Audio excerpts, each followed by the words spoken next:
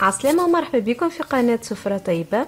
اليوم حبيت نشارك معاكم حشوة للترتولات بنينة وخفيفة وسهلة في التحضير. هذه الحشوة هي تكون بالسبناخ والريكوتا. فنحتاج في الحشوة هذه اللحم دجاج يكون مقصوص مربعات، حكة ريكوتا معها جبن، أي نوع متاع جبن، راس بصل صغير مقصوصة مربعات، فصين ثوم، زيت، كركم، فلفل أكحل، ملح، كمية من السبناخ مغسولة. نحطها على الغاز من غير لا ماء ولا زيت، تكون على نار هادية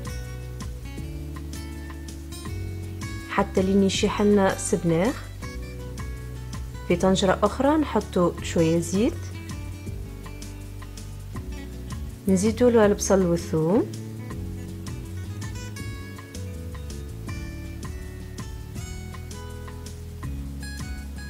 نخلوهم يتقلوا، نزيدو لهم اللحم نقلوه حتى هو،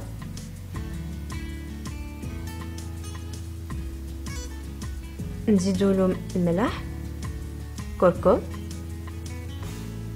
فلفل أكحل، ونحركهم مع بعضو.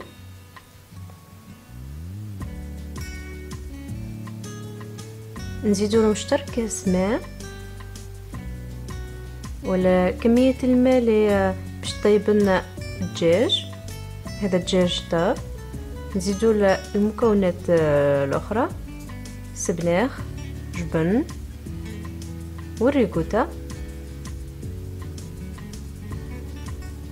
نخلطوا الحشوة هذه.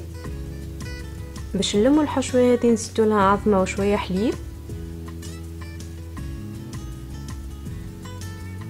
نصبوا العظم والحليب على الحشوة،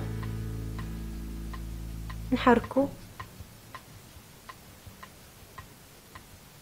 في الوقت هذا انا خرجت لي ترتولات من الفور اللي كنت طيبتهم شطر طياب، عاودت عمرتهم مرة اخرى بالحشوة،